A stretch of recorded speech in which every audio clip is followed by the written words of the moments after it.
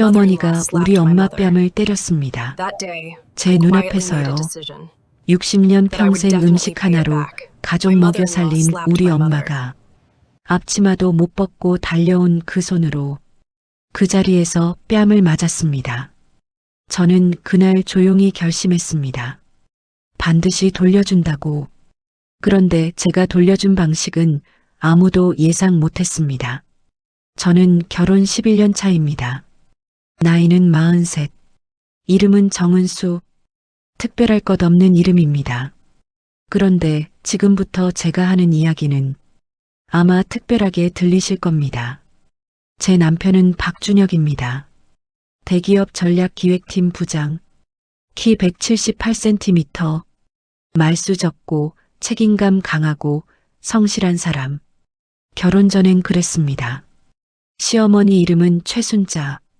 올해 70. 강남구에서 30년 넘게 살았습니다. 아파트 2채, 현금성 자산만 수십억. 남편 아버지가 건설업으로 모은 재산입니다.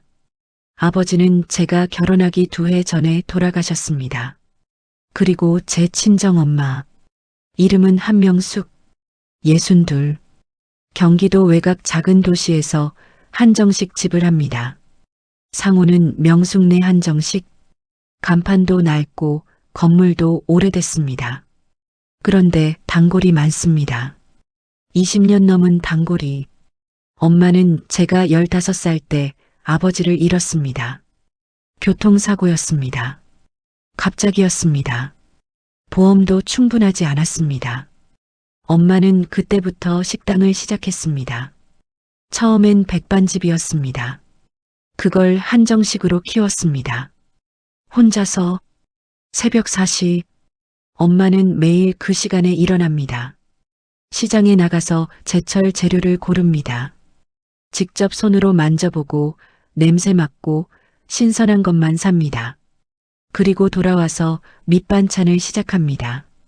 도라지 무치고 고사리 볶고 나물 데치고 11시에 문을 열고 밤 10시에 마지막 손님을 보내고 설거지가 끝나면 11시가 넘습니다. 그렇게 20년을 했습니다. 저 하나 대학 보내고 제가 취직하고 제가 결혼할 때 혼수 챙겨주고 그러고도 식당은 계속 돌아갔습니다. 저는 그 엄마가 자랑스럽습니다. 세상에서 제일 강한 사람이라고 생각합니다. 그런데 세상은 그 사람 편이 아닐 때가 많습니다. 시어머니와 친정엄마의 첫 만남은 결혼 전 상견례 자리였습니다. 장소는 강남의 한식 레스토랑. 시어머니가 정한 곳이었습니다. 엄마는 그날 아침 일찍 미용실에 갔습니다. 새 한복도 맞췄습니다. 연한 분홍색. 손이 부어 있었지만 장갑을 끼고 갔습니다. 시어머니는 정각에 도착했습니다. 모피 코트, 명품 핸드백, 머리는 살롱에서 세팅한 것. 저를 보자마자 웃으며 말했습니다. 우리 며느리 예쁘게 왔네. 그리고 엄마를 봤습니다. 딱 한 번 훑었습니다. 눈이 발끝에서 얼굴로 올라왔습니다. 어머, 이런 데서 장사를 하세요? 웃는 얼굴이었습니다. 목소리도 부드러웠습니다. 그런데 눈은 웃지 않았습니다. 엄마는 그냥 웃었습니다. 네, 조그맣게 하고 있어요. 식당이요? 혼자서요? 네. 어머 고생이 많으시겠어요. 그 고생이 많으시겠어요가 위로가 아니었습니다. 저는 알았습니다. 엄마도 알았을 겁니다. 그냥 모른 척했을 뿐이지. 상견례 내내 시어머니는 엄마한테 질문을 했습니다. 식당은 몇 평이에요? 하루에 몇 명이나 오세요? 혼자 하기 힘드시겠다. 직원은요? 한 번도 음식이 맛있겠네요 라거나 고생 많이 하셨겠어요 라거나 그런 말은 없었습니다. 다 계산하는 질문이었습니다. 얼마나 가진 사람이냐? 얼마나 되는 사람이냐? 집에 오는 길에 엄마가 말했습니다. 은수야, 시어머니가 좀 까다로우시겠다. 괜찮아 엄마. 남편이 좋잖아. 그래. 남편 보고 사는 거지. 엄마는 그 말을 하고 더 이상 말하지 않았습니다. 그냥 창밖을 봤습니다. 결혼식은 6개월 뒤에 했습니다. 시어머니가 원하는 예식장, 시어머니가 원하는 날짜, 시어머니가 원하는 하객수. 엄마는 그냥 다 맞췄습니다. 불평 한 번 안 했습니다. 그런데 결혼식 날, 시어머니 지인들이 하객의 절반이었습니다. 엄마 쪽 하객은 식당 단골 몇 분과 친척들, 테이블 배치도 시어머니 쪽이 앞이었습니다. 엄마 테이블은 뒤쪽이었습니다. 엄마는 그날도 아무 말 안 했습니다. 그냥 웃었습니다. 제가 입장할 때 눈물을 닦으면서 신혼집은 시어머니 소유 아파트였습니다. 강남구 대치동, 전용 84제곱미터. 시어머니가 내 건물에 살아라, 그게 편하다고 했습니다. 남편도 좋다고 했습니다. 저도 그냥 따랐습니다. 무료로 사는 거니까. 관리비만 내면 되니까. 그런데 그게 시작이었습니다. 신혼 첫 달부터 시어머니는 자주 왔습니다.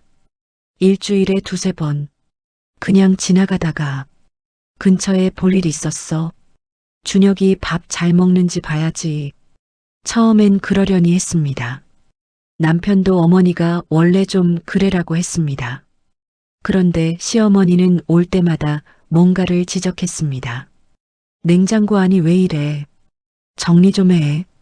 싱크대 밑에 물 새는 거 몰랐어? 빨리 신고해야지. 커튼이 왜 이렇게 무거운 걸 달았어? 집이 어두워. 다 맞는 말이었습니다. 그런데 딱 한 번도 잘하고 있는 애는 없었습니다. 결혼 3개월째 되던 날, 시어머니가 통장 이야기를 꺼냈습니다. 은수야, 너희 통장 내가 관리해 줄까? 네. 너희 둘 다 바쁘잖아. 내가 정리해주면 편하지. 남편이 옆에서 끄덕였습니다. 그렇게 해. 어머니가 원래 살림 잘하시니까. 저는 그때 좀 이상하다고 생각했습니다. 그런데 시어머니가 웃으며 말했습니다. 걱정 마. 내가 한 달에 한 번씩 정리해서 보여줄게. 저는 그냥 넘겼습니다. 설마 시어머니가, 설마, 돌이켜보면 그 설마가 문제였습니다. 결혼 첫 해가 지나고 2번째 해가 지나고 시어머니의 방문은 계속됐습니다. 그리고 조금씩 달라지기 시작했습니다. 말이 더 날카로워졌습니다. 은수야, 준혁이가 요즘 피곤해 보이던데. 밥은 제대로 챙겨줘? 요리 배운 적 없어? 이게 무슨 맛이야? 너 친정은 식당 한다며. 그럼 좀 배워서 해야지. 친정을 언급할 때 항상 그랬습니다. 식당이라는 단어를 쓸 때 뭔가 묻어 있었습니다. 무시. 식당 아줌마가 뭘 알겠어. 이 말은 직접 듣기도 했습니다. 시어머니가 시누이와 통화하는 걸, 제가 부엌에 있다는 걸 모르고 저는 그냥 설거지를 계속했습니다. 소리를 내지 않으면서 결혼 5년이 지났습니다. 아이는 없었습니다. 몸이 여의치 않았습니다. 시어머니는 그것도 지적했습니다. 은수야, 병원은 다녀봤어? 준혁이 잘못은 아닐 텐데. 남편은 그 자리에서 아무 말도 안 했습니다. 나중에 저한테 와서 말했습니다. 어머니가 좀 심하셨다. 미안해. 그걸로 끝이야? 내가 뭘 어떻게 해? 어머니잖아. 그게 남편의 한계였습니다. 알고는 있는데 못 막는 사람. 저는 그래도 참았습니다. 남편이 나쁜 사람은 아니니까. 집이 편하니까. 경제적으로 부족하지 않으니까. 그게 제 실수였습니다. 참는데도 한계가 있다는 걸 그때는 몰랐습니다. 결혼 7년째 되던 해 친정엄마가 쓰러졌습니다. 과로였습니다. 병원에 입원했습니다. 저는 달려갔습니다. 남편도 같이 갔습니다. 시어머니는 전화로 물었습니다. 어머니 많이 편찮으셔? 네, 과로래요. 식당은 어떻게 해? 저는 잠깐 말이 막혔습니다. 일단 쉬어야죠. 그럼 장사는 누가 해? 직원 없어? 지금 그게 중요한 게 아니라. 아니, 그게 중요하지. 수입이 끊기면 곤란하잖아. 시어머니한테 엄마는 사람이 아니었습니다. 수입원이었습니다. 엄마는 열흘 만에 퇴원했습니다. 그리고 바로 식당으로 돌아갔습니다. 이러다 단골 다 끊겨. 저는 말렸습니다. 엄마는 웃었습니다. 나 아직 멀쩡해. 걱정 마. 그 손이 아직도 부어 있었는데 결혼 9년째 되던 봄 시어머니가 이사 이야기를 꺼냈습니다. 너희 지금 사는 집 팔고 싶어?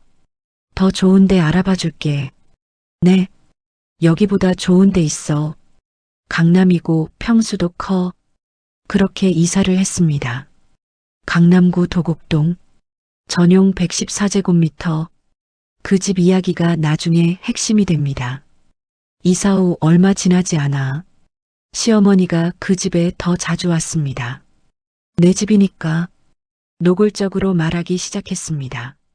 내가 사줬잖아. 그러니까 내가 언제든 와도 되지. 저희가 살고 있는 집인데요. 며느리 집이 시어머니 집이지 왜? 그 말을 할 때 표정이 있었습니다. 당연하다는 표정. 저는 그때부터 조금씩 알아보기 시작했습니다. 그 집의 등기부를, 매수 자금의 출처를 아직 다 파악하진 못했을 때였습니다. 그리고 사건이 터졌습니다. 제 42번째 생일날 그 이야기는 2부에서 드리겠습니다.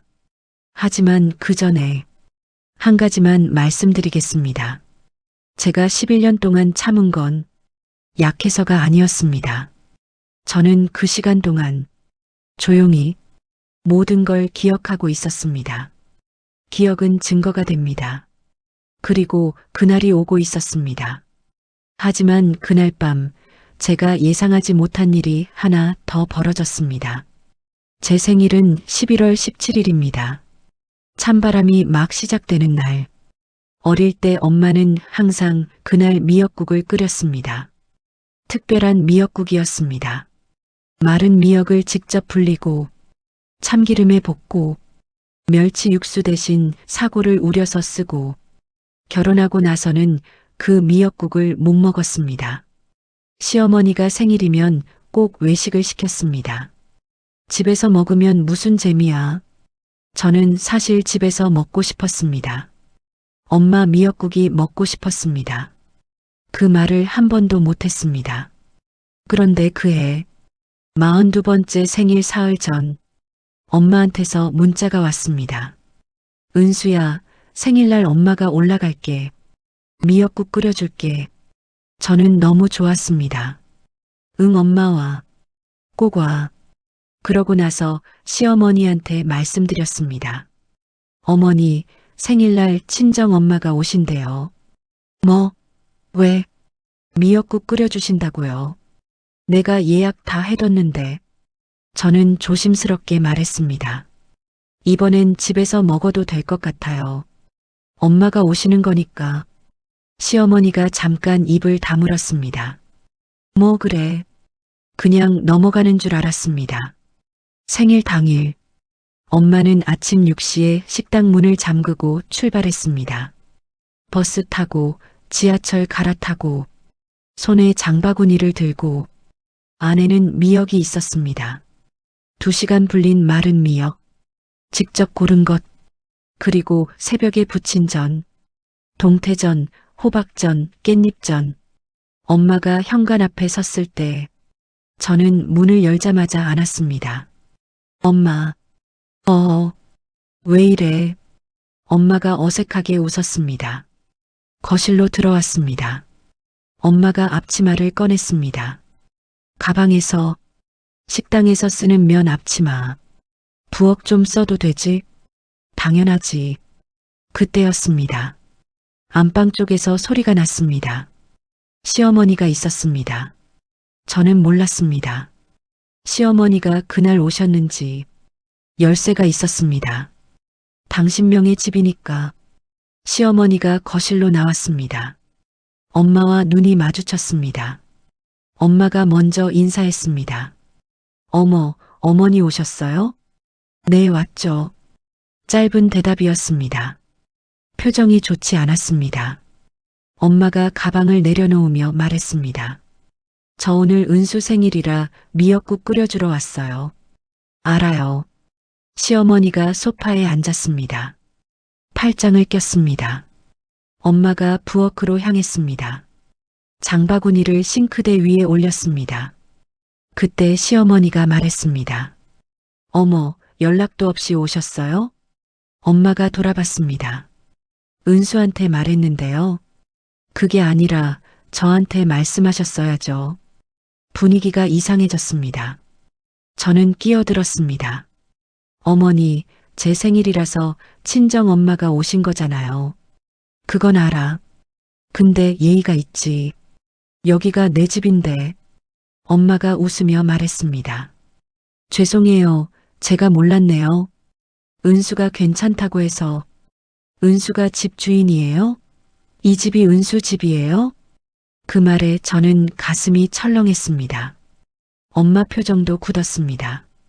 이 집이 며느리 집이에요? 내 집이지. 엄마가 조용히 장바구니에서 미역을 꺼냈습니다. 불린 미역. 물기를 짜서 봉투에 담아온 것. 시어머니가 그걸 봤습니다. 식당 음식 여기 가져오지 마세요. 엄마 손이 멈췄습니다. 식당 음식이 아니라 제가 직접 준비한 식당에서 만든 거잖아요. 냄새 뵐까봐. 그 순간 저는 할 말이 없었습니다. 엄마가 다시 꺼냈습니다. 전 봉투. 이건 집에서 부친 거예요. 시어머니가 팔짱을 풀었습니다. 자리에서 일어났습니다. 한 걸음 걸어왔습니다. 저는 뭔가 이상하다고 느꼈습니다. 시어머니가 싱크대 앞에 섰습니다. 엄마와 거리가 한 발. 우리 집에 오실 때는 미리 말씀하셔야죠. 이게 우리 딸 집이기도 하잖아요. 며느리 집은 시댁집이에요. 엄마 눈이 흔들렸습니다. 그래도 말했습니다. 조용하게, 차분하게. 어머니, 저는 그냥 딸 생일날 미역국 한 그릇 끓여주러 온 거예요. 뭐가 잘못됐나요? 그 말이 끝나기도 전에 탁 소리가 났습니다. 저는 처음엔 뭔지 몰랐습니다. 0.5초쯤 지났을 때 엄마 얼굴이 옆으로 돌아가 있었습니다. 시어머니가 엄마 뺨을 때렸습니다. 버릇없이 말대꾸야? 조용한 목소리였습니다. 화가 난 것 같지도 않았습니다. 당연하다는 듯 저는 그 순간 몸이 굳었습니다. 발이 떨어지지 않았습니다. 숨을 쉬었는지도 모르겠습니다. 엄마는 아무 말도 안 했습니다. 그냥 거기 서 있었습니다. 뺨에 손도 대지 않고 울지도 않고 그냥 서 있었습니다. 60평생 남한테 손 한 번 안 올린 사람, 20년 동안 새벽 4시에 일어나 하루도 쉬지 않은 사람, 제 대학 등록금 한 번 못 낸 적 없는 사람, 그 사람이 제 눈앞에서 뺨을 맞았습니다. 시어머니는 아무것도 아닌 듯 소파로 돌아갔습니다. 밥은 밖에서 먹어. 오늘 여기서 하지 마. 저는 그 말을 들었습니다. 그런데 아무것도 안 들렸습니다. 엄마한테 걸어갔습니다. 손을 잡았습니다. 뭔가 말하려고 했는데 말이 나오지 않았습니다. 엄마가 먼저 말했습니다. 낮게 해. 괜찮아. 그 말이 더 무너지게 했습니다. 저는 남편한테 전화했습니다. 회사에 있었습니다. 준혁아, 왜? 무슨 일이야? 어머니가 우리 엄마 뺨 때렸어. 침묵이 있었습니다. 뭐? 왜? 엄마가 뭐 잘못하셨어? 저는 그 말을 듣자마자 전화를 끊었습니다. 뭐 잘못하셨어? 그 말이 계속 들렸습니다. 저는 엄마한테 앉자고 했습니다. 시어머니가 있는 거실 말고 안방에. 엄마는 거절했습니다. 갈게. 엄마 있어. 아니야. 가야 해. 식당 일도 있고. 사실 그날 식당 문 닫았습니다. 저 알고 있었습니다. 엄마는 장바구니를 다시 쌌습니다. 미역 넣고, 전 넣고, 가방에 넣으면서 손이 떨렸습니다. 본인도 모르게 저는 현관까지 따라갔습니다. 엄마, 응, 미안해. 왜 내가 미안해. 엄마가 신발을 신었습니다. 뒤돌아보지 않고 갈게. 문이 닫혔습니다. 저는 현관에 서 있었습니다. 한참을 엄마한테서 문자가 왔습니다. 지하철역 도착했을 때 괜찮아. 엄마 괜찮아. 저는 그 문자를 보고 처음으로 울었습니다. 소리 없이 현관 바닥에 앉아서 한참 울었습니다. 남편은 저녁에 들어왔습니다. 시어머니는 이미 돌아간 뒤였습니다. 남편이 말했습니다. 무슨 일 있었어? 어머니한테 전화 왔었는데 어머니가 우리 엄마 때렸어. 알아. 어머니가 말씀하셨어. 뭐라고 하셨어? 어머니가 좀 예민하셨다고. 저는 남편을 봤습니다. 예민하신 거야? 뺨을 때렸는데. 그러니까 내가 어머니한테 그러지 말라고 할게. 그게 끝이야? 어떻게 하길 바라는데. 저는 대답하지 않았습니다. 어떻게 하길 바라냐고. 저는 그냥 방으로 들어갔습니다. 그날 밤 잠을 못 잤습니다. 천장을 보면서 엄마 얼굴이 계속 떠올랐습니다. 옆으로 돌아간 얼굴, 그냥 서 있던 모습, 그리고 장바구니를 다시 쌀 때 떨리던 손. 저는 결심했습니다. 그날 밤 더 이상 참지 않겠다고. 그런데 그게 전부가 아니었습니다. 다음 날 아침 저는 통장 정리를 하다가 뭔가 이상한 걸 발견했습니다. 시어머니가 관리하던 통장, 11년치 거래 내역, 뭔가 계속 빠져나가 있었습니다. 조금씩, 조금씩. 그런데 합산해 보니 2억 3천만 원이었습니다. 저는 그 숫자를 보고 한참 앉아 있었습니다. 이건 그냥 지나칠 수 없었습니다. 하지만 그날 밤 제가 확인한 것은 그것만이 아니었습니다.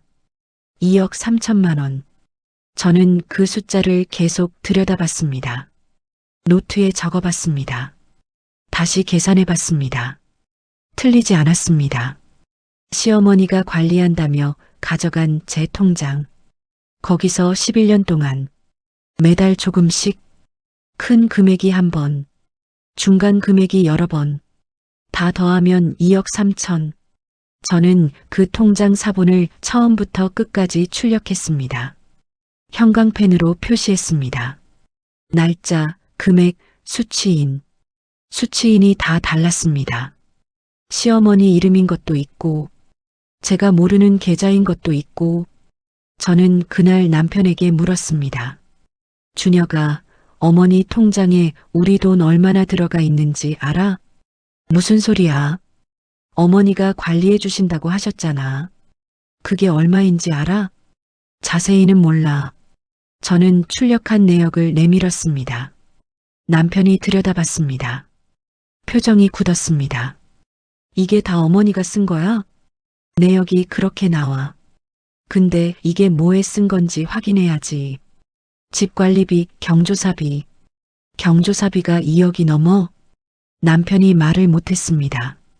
저는 말했습니다. 어머니한테 여쭤봐. 남편이 전화를 했습니다. 그날 저녁, 통화 내용은 제가 다 들었습니다.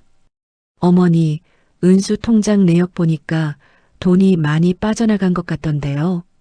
아, 그거 집관리비, 경조사비 이것저것 썼지. 왜? 얼마나 쓰셨는지 정리가 되세요? 내가 일일이 어떻게 기억해. 다 너희 잘 되라고 한 거야. 영수증이나 내역이 있으세요? 며느리가 시어머니한테 영수증 달라고 해? 그게 말이 돼? 그리고 전화가 끊겼습니다. 남편이 저를 봤습니다. 어머니가 화나셨어. 영수증 없어? 그게 아마 없으실 것 같아. 그럼 2억 3천이 그냥 없어진 거야? 확인해 볼게. 사흘이 지났습니다. 일주일이 지났습니다. 남편은 아무 말도 안 했습니다. 저는 물었습니다. 확인했어? 어머니가 기억 안 나신대. 기억이 안 나. 응. 2억이 넘는 돈이 기억이 안 난다고. 은수야, 어머니가 우리를 위해 쓰신 거라는데 내가 어떻게. 저는 더 이상 말하지 않았습니다. 그게 남편의 한계였습니다. 알면서도 못 건드리는 시어머니라는 벽 앞에서 늘 멈추는 사람. 저는 그때부터 혼자 움직이기로 했습니다. 먼저 가까운 법무사 사무소에 갔습니다. 은행 거래 내역 사본을 들고 법무사가 말했습니다. 이거 횡령으로 볼 수 있어요. 위임받은 계좌에서 동의 없이 돈을 인출한 거니까요. 소송이 가능한가요? 가능해요. 다만 사용처가 불분명한 것만 해당돼요. 명확히 생활비나 공과금 낸 것 빼고. 그럼 얼마나 돼요? 내역 봐서는 최소 1억 5천 이상은 물을 수 있어요. 저는 일단 그것만 알고 나왔습니다. 그런데 문제가 하나 더 있었습니다. 남편이 갑자기 태도가 바뀌었습니다. 어느 날 저녁, 은수야, 어머니가 속상해 하셔. 뭐가요? 내가 통장 내역 캐고 다닌다고. 캐고 다닌 게 아니라 내 통장이잖아. 그래도 어머니 입장에서는 서운하시지. 저는 남편을 봤습니다. 준혁아, 우리 엄마 뺨 맞은 거 기억해? 기억하지. 그것도 어머니 입장에서 서운해서 그러신 거야? 남편이 아무 말도 못했습니다. 저는 방으로 들어갔습니다. 그때부터였습니다. 남편과 말수가 줄었습니다. 식탁에서 마주 앉아도, 텔레비전을 보면서도 말이 없었습니다. 11년 동안 쌓은 게 있었는데 그게 조금씩 무너지고 있었습니다. 그러던 어느 날 시어머니가 직접 왔습니다. 벨소리가 났습니다. 문을 열었더니 시어머니가 서 있었습니다. 들어올게. 인사도 없이 거실에 앉았습니다. 저도 마주 앉았습니다. 시어머니가 먼저 말했습니다. 은수야, 나 섭섭해. 저는 아무 말도 안 했습니다. 내가 11년 동안 너희 잘 되라고 얼마나 신경 썼는데 통장 내역이 어쩌고 저쩌고 하면서 나를 범인 취급해. 제 통장 거래 내역을 확인한 거예요. 그게 나를 의심한다는 거잖아. 저는 차분하게 말했습니다. 어머니, 제 통장에서 2억이 넘는 돈이 빠져나갔어요. 어디 쓰셨는지 알고 싶어요. 그게 다 너희 위에 쓴 거라고 했잖아. 어디에 쓰셨는지 말씀해 주세요. 기억이 안 나. 2억이 넘는 돈이 기억이 안 나세요? 내가 금고 아니야.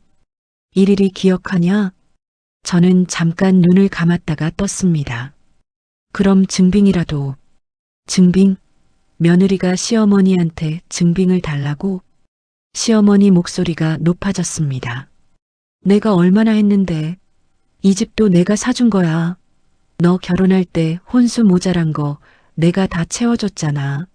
그게 다 얼만 줄 알아? 저는 그 말을 들으면서 생각했습니다.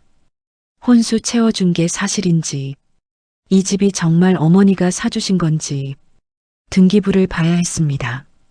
어머니, 이 집 매매 계약서 볼 수 있어요? 왜? 제가 살고 있는 집이니까요.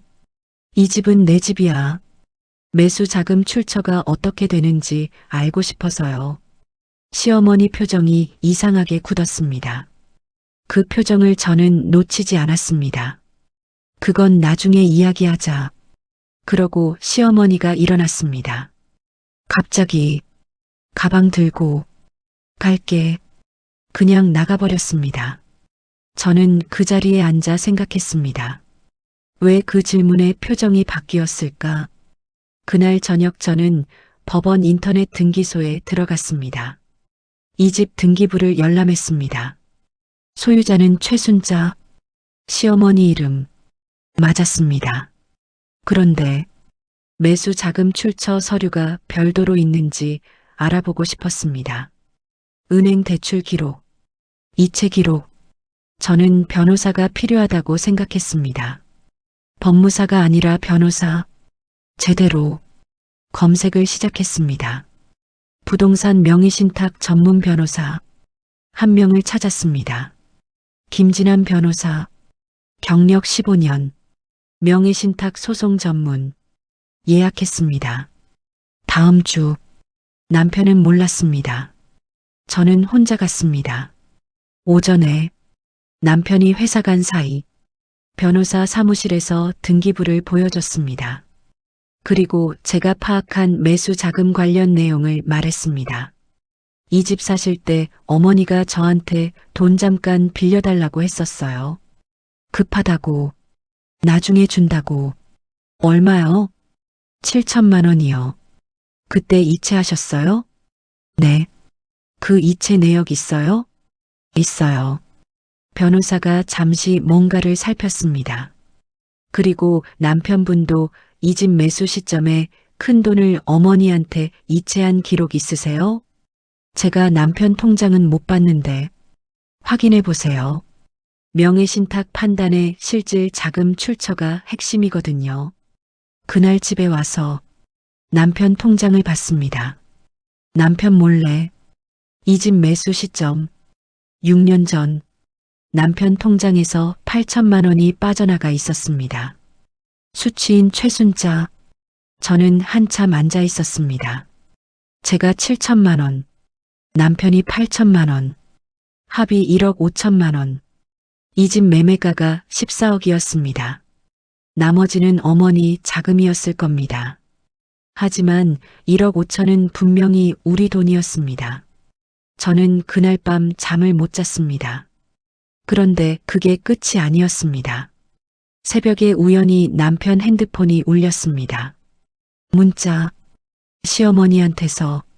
잠든 남편 옆에서 저는 그 문자를 봤습니다. 준혁아, 은수가 이상한 짓 하고 다니는 것 같아. 진명에 건드리려는 것 같으니까 내가 잘 달래. 괜히 일 크게 만들지 말고. 저는 핸드폰을 내려놓았습니다. 이미 알고 있었습니다.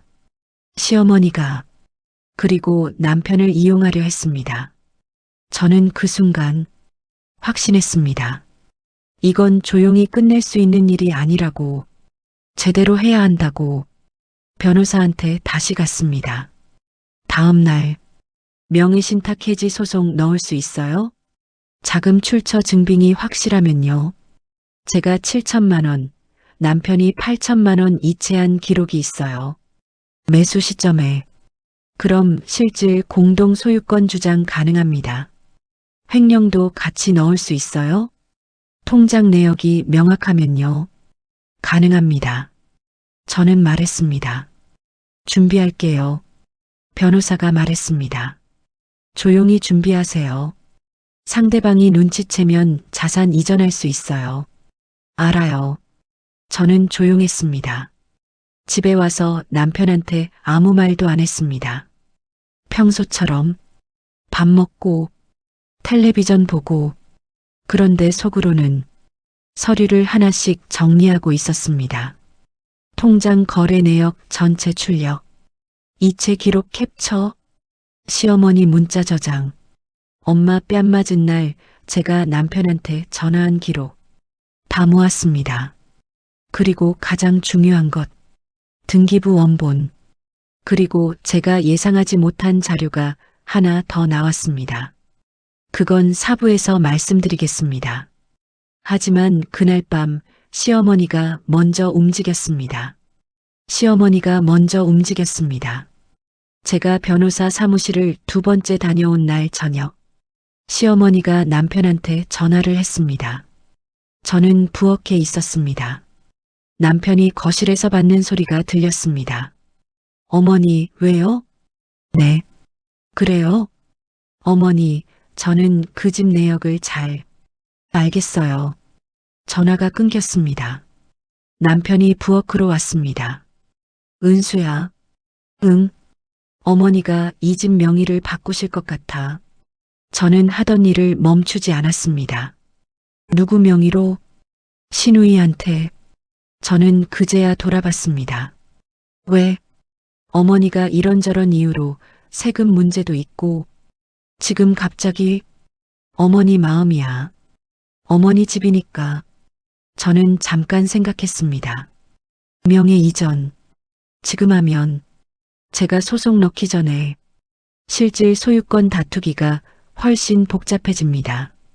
저는 그날 밤 변호사한테 문자를 보냈습니다. 지금 명예 이전 움직임 있어요. 빠르게 가능할까요? 답이 왔습니다. 가처분 신청 먼저 넣으면 이전 막을 수 있어요. 내일 오세요. 다음 날 아침 남편이 출근하자마자 저는 나갔습니다. 변호사 사무실 가처분 신청 넣겠습니다.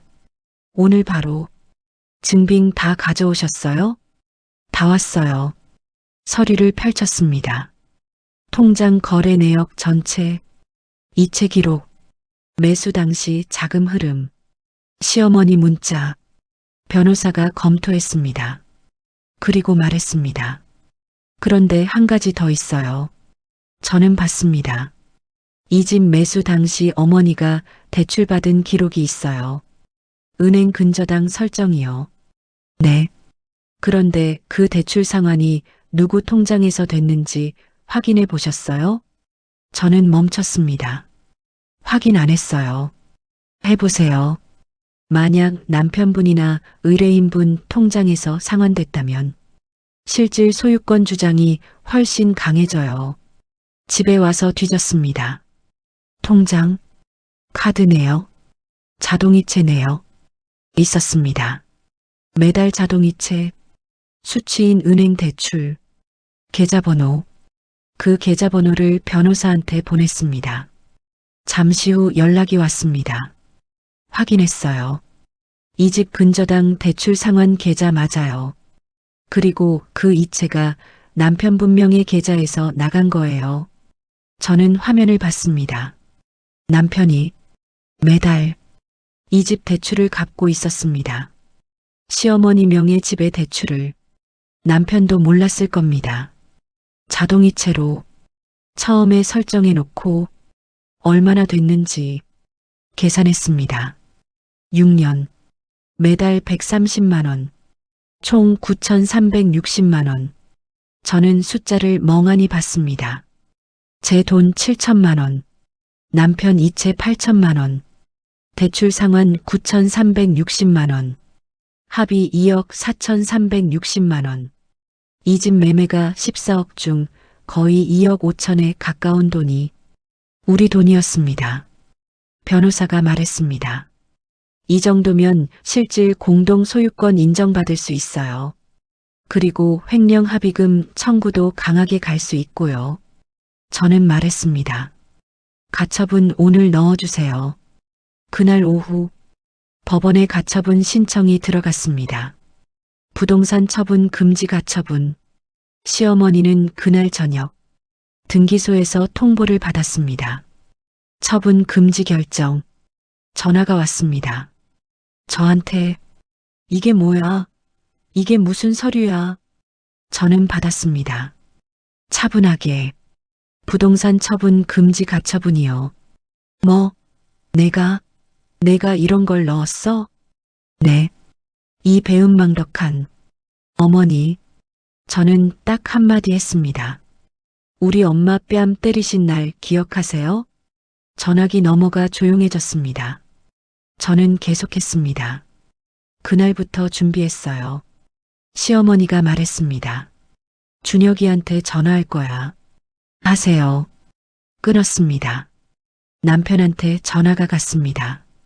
30분 뒤 남편이 들어왔습니다. 표정이 좋지 않았습니다.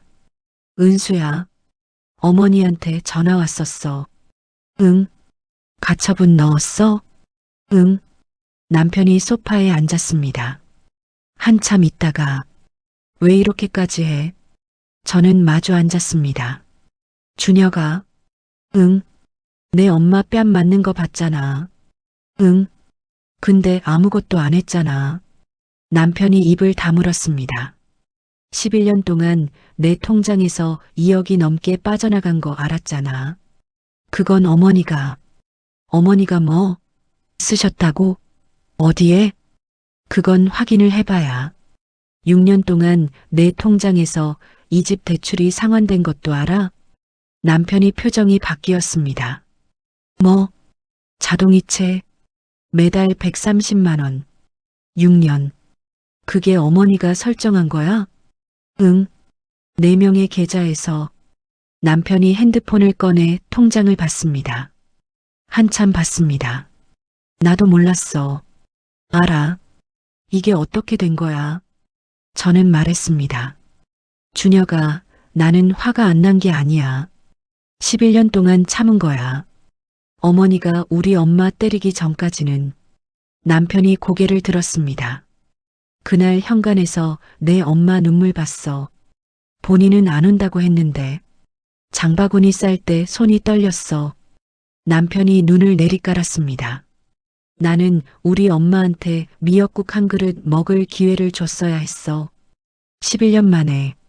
근데 그것도 못 해줬어. 남편이 아무 말도 안 했습니다. 저는 말했습니다. 소송 취하는 없어. 대신 준혁이한테는 불리한 게 없어. 어머니한테 불리한 거야. 남편이 한참 있다가 물었습니다. 어머니한테 얼마나 청구해? 변호사랑 상의하고 있어. 횡령 고소도? 응. 남편이 눈을 감았습니다. 어머니가 감당 못하실 수도 있어. 그건 어머니가 선택하신 거야. 남편이 한참 있다가 일어났습니다.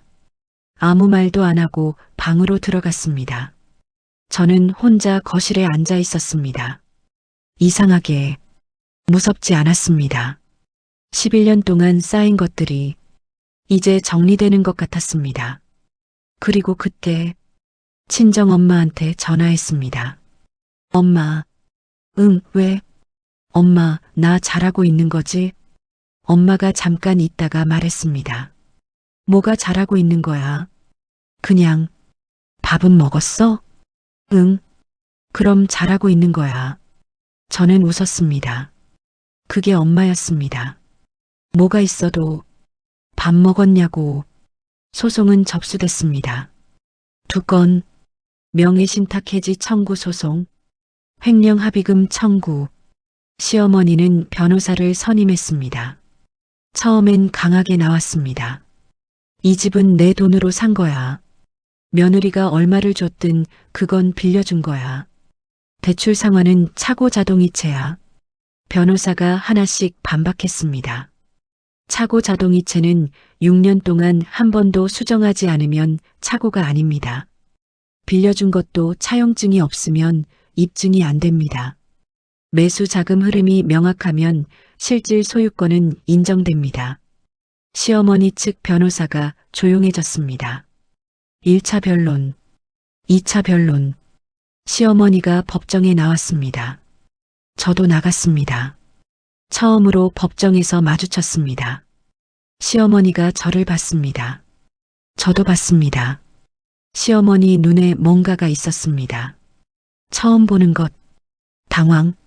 저는 고개를 숙이지 않았습니다. 그건 오부에서 말씀드리겠습니다. 하지만 그날 법정을 나오면서 저는 처음으로 엄마 생각이 났습니다. 그 뺨 맞던 날, 그 장바구니, 그 떨리던 손, 이제 거의 다 왔다고 생각했습니다. 그런데 그날 밤 남편한테서 뜻밖의 말이 나왔습니다. 남편이 말했습니다. 은수야, 응, 나 어머니 편 안 들게. 저는 돌아봤습니다. 남편이 소파에 앉아 있었습니다. 핸드폰을 내려놓은 채 어머니한테 전화했어. 합의하시라고. 합의? 소송 끝까지 가면 어머니도 힘드니까. 그냥 돈 돌려드리시고 정리하시라고. 저는 잠깐 남편을 봤습니다. 어머니가 뭐라고 하셨어? 처음엔 화내셨어. 근데 변호사가 어렵다고 하니까 생각해 보신다고. 저는 아무 말도 안 했습니다. 남편이 말했습니다. 나 사실 은수한테 미안해. 11년 동안 어머니 막았어야 했는데. 근데 나는 항상 그냥 넘어갔잖아. 저는 말했습니다.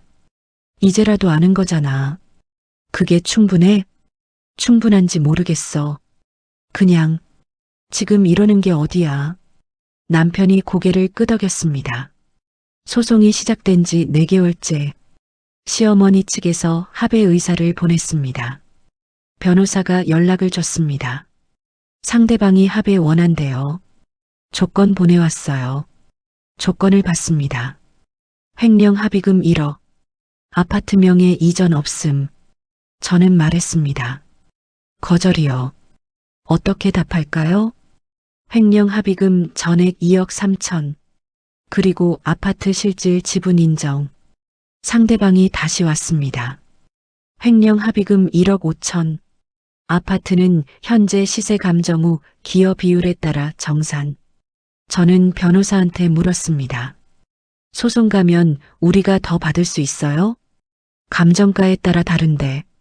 현 시세 기준이면 아파트가 지금 100억 가까이 돼요. 100억요?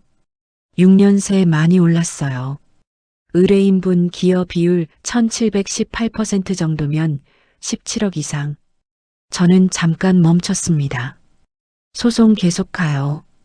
6개월째. 판결이 나왔습니다. 명의신탁관계 인정. 실질 공동소유권 인정 비율 17.4%. 현 시세 감정가 기준 정산액 17억 4천만 원. 횡령 부분. 합의금 반환 판결. 2억 3천만 원 전액. 저는 판결문을 읽었습니다. 3번 읽었습니다. 변호사가 말했습니다. 집행까지는 시간 좀 걸려요. 그런데 이미 가처분이 있으니까 도망은 못 가요. 저는 고개를 끄덕였습니다. 시어머니한테서 전화가 왔습니다.